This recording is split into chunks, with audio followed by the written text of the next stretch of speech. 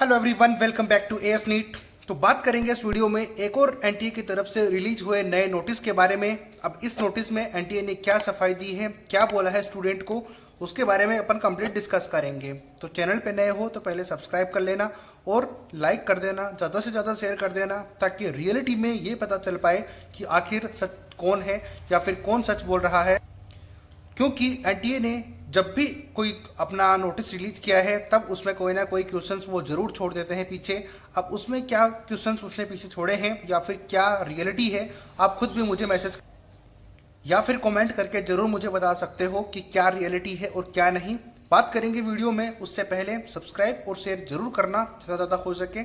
अगर फेसबुक पर भी ये वीडियो आप देख रहे हो तो पहले फॉलो करना और उसके बाद में ज़्यादा से ज़्यादा शेयर कर देना, ताकि सही बात क्या है वो अपन को पता लग पाए। और आज यानी कि 12 जून यानी कि ट्यूसडे को भी हाई कोर्ट की तरफ से सुनवाई होने वाली है। क्या होने वाली है वो बताएंगे आपको जब भी वीडियो हम अपलोड करेंगे नेक्स्ट, क्योंकि तब तक कोई डिसीजन आ चुका होगा तो मैं आपको जरूर बताने की कोशिश करूंगा। बात करते हैं कि एनटीए ने क्या बोला है, किस चीज़ के बारे में बोला है। नोटिस आपको स्क्रीन के ऊपर दिखा दूंगा, तो चलो डिस्कस करते हैं। तो सबसे पहले एनटीए ने जैसा कि कहा, जैसे कि आप नोटिस देख रहे हो स्क्रीन के ऊपर, तो एनटीए ने कहा है कि there is no mistake in score of the candidate. तो जैसे कि सोशल मीडिया पे आपने बहुत से स्टूडेंट को, बहुत से कैंडिडेट को देखा होगा, मेरे चैनल के ऊपर भी देखा होगा, जो कि स्टूडेंट्स ये दावा कर रहे हैं कि उनके स्कोर में गड़बड़ी हुई है, उनके रिजल्ट में गड़बड़ी हुई है, या फिर उन्होंने ये भी कहा है बहुत से चैनल्स के ऊपर, बहुत सारे न्यूज़ चैनल्स अपने साथ में हैं बड़े बड़े, तो वहाँ पर वो इंटरव्यूज़ देते नजर आए कि उनका स्कोर जब ऑफिशियल ओमार की से चेक करने के बाद में, यानी कि ऑफिशियल ओमार एनटीए ही रिलीज करता है, उसका स्कोर चेक करने के बाद में, उससे स्कोर मैच करने के बाद में भी रिजल्ट में वो स्कोर नहीं दिया गया जो कि हम एक्सपेक्ट कर रहे थे। तो इसमें गड़बड़ी हुई स्टूडेंट से। मान लेते हैं कि कोई 10 या 15 नंबर या फिर 5 नंबर इतनी मिस्टेक हुई हो तो कोई बात हो भी जाती है, लेकिन स्टूडेंट को बहुत ज़्यादा नंबरों के अंदर मिस्टेक देखने को मिल रही है, इसीलिए वो क्वेश्चंस रेज कर रहे हैं। अब आप ये बताओ, आप खुद भी इसको एनालिसिस करो, खुद इवेल्युएट करके देखो कि अगर आपका स्कोर कहीं पर आप एक्सपेक्ट कर रहे थे कि मेरे 650 मार्क्स आने थे, लेकिन आपको वहाँ पर 200 या फिर 300 मार्क्स दिए जाते हैं, तो फिर आपका रिएक्शन क्या होगा, उसके बेसिस पर आप बताओ। और क्या आप खुद को चाहोगे कि आप एक 200 मार्क्स लाने वाले स्टूडेंट हो, यानी कि नहीं पढ़ने वाले स्टूडेंट, और उसके बावजूद आपको उतने 200 मार्क्स रिजल्ट में दिए जाते हैं, और उसके बाद में भी आप मीडिया पे जाकर ये बोलते हो कि हमें हमारा डिजायर स्कोर या फिर जो एक्सपेक्टेड स्कोर था वो नहीं दिया गया। तो ये कैसे पॉसिबल हो सकता है? वही स्टूडेंट मीडिया के सामने या फिर सबके सामने जाकर बोलेगा जो कि रियली में मेहनत कर रहा था पिछले काफ़ी सालों से। वो हमें नहीं पता कि बच्चे 4-4, 5-5 साल से कंटिन्यूसली मेहनत करते हैं और वो कोशिश करते हैं कि किसी तरीके से मैं 50 मार्क्स इंक्रीज कर लूँ नेक्स्ट ईयर, या फिर ताकि मुझे कॉलेज मिल जाए।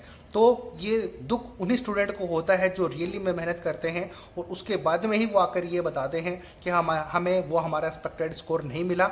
अगर आप इस बात से सहमत हो तो लाइक ज़रूर करना, क्योंकि स्टूडेंट फालतू में तो नहीं बोलेंगे, इतना तो पता ही है। और एनटीए ने बोला है कि रिजल्ट हमारा एक्यूरेट है, आप जाकर exams.nta.nic के ऊपर चेक कर सकते हो, वहाँ पर अवेलेबल है। तो वहाँ पर अवेलेबल है, बात आपकी सही है कि वहीं पर अवेलेबल है, लेकिन वहाँ पर ही देखकर आपको बता रहे हैं कि उतने मार्क्स नहीं आ रहे जितने कि स्टूडेंट को एक्सपेक्टेड थे। उसका क्या रिप्लाई देना है वो आप हमें बताओ। और बच्चे यही जानना चाहते हैं, और ना सिर्फ बच्चे, हम भी वही जानना चाहते हैं कि मार्क्स अब उनका उतना स्कोर एक्सपेक्टेड था जबकि आप ही की ओमार की से, तो फिर उनका स्कोर डाउन कैसे चला गया, ये बात है। बाकी और भी क्वेश्चंस हैं स्टिल रिमेनिंग है, उसका आंसर क्या है वो मैं आपको दिखाता हूँ, या फिर उसका आंसर आप एनटीए क्या देगा अभी तक तो दिया नहीं है। इन क्वेश्चंस का जवाब एनटीए अभी तक नहीं दे रहा है। ग्रेस मार्क्स का फॉर्मूला क्या है? ग्रेस मार्क्स का फॉर्मूला आपने क्लेट एग्जाम जो कि ऑफलाइन था उसको बनाया है, लेकिन ये समझ में किसी को नहीं आया। ग्रेस मार्क्स आपने दिए हैं लेकिन पहले नोटिस नहीं दिया, ये पहले भी मैं वीडियो में उठा चुका हूँ, लेकिन अभी तक इनका जवाब नहीं मिला है। इसलिए आपको कंटिन्यूसली ये क्वेश्चंस देखने को मिलेंगे, क्योंकि जवाब तो इन्हीं का मिलना चाहिए, और इनका जवाब मिलेगा तो ट्रांसपेरेंट चीज़ें ऑटोमेटिक हो जाएंगी। कितने स्टूडेंट को मार्क्स मिले ये भी नहीं बताया एनटीए ने, बिल्कुल भी नहीं बताया कि कितने स्टूडेंट को इतने मार्क्स दिए। तो अगर एक एस्टिमेटेड आइडिया अपन लगाते हैं तो मान लो कि उन्होंने कहा था कि हमने 1600 स्टूडेंट जो हैं उनका कंसर्न था, या फिर 1600 स्टूडेंट 1563 स्टूडेंट हैं वो इफेक्टेड हुए हैं। तो अगर उनको ग्रेस मार्क्स दिए हैं तो 600 से प्लस या फिर 605 के ऊपर 76,000 स्टूडेंट कैसे पहुंच सकते हैं, इसका रिप्लाई कौन देगा? तो यही हम पूछ रहे हैं कि ग्रेस मार्क्स का फॉर्मूला क्या है, या फिर फॉर्मूला आपको पता चल गया तो कितने स्टूडेंट को ग्रेस मार्क्स मिले वो भी आप हमें बताओ। आप सीसीटीवी फुटेज चेक करके टाइमिंग निकाल लेते हो कि इस स्टूडेंट का ये प्रॉब्लम हुई थी या फिर इतना टाइम इसका वेस्ट हुआ था, इस फॉर्मूले से हमने इसको ग्रेस मार्क्स दे दिए।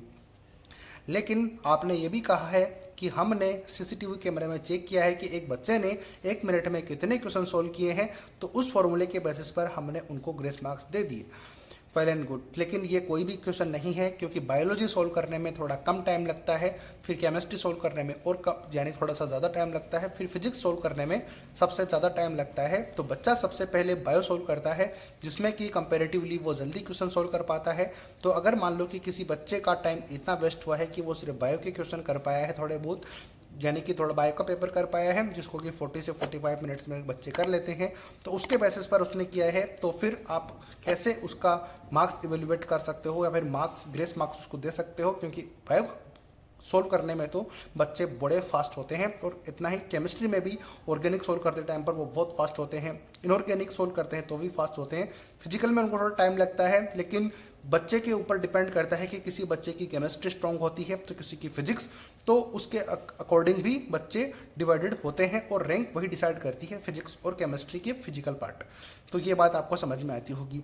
नेक्स्ट क्वेश्चन रेज होता है कि जो पटना में 5 मई को एफआईआर दर्ज हुई है उसके लिए आपका क्या कहना है? वहाँ पर तो पेपर लीक होने की साफ साफ बातें हैं।